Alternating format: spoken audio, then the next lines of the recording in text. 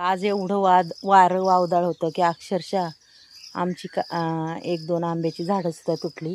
आणि हे बघा आंबेसुद्धा एवढे पडलेत खाली. हे संपूर्ण केशर आहे बरं का, केशरची झाडंही तुम्ही पाहू शकता. आणि एका साईडच्या वावरात एक झाड होतं अगदी छान सावली बसायसाठी, ते सुद्धा आमचं आज तुटून गेलं आहे.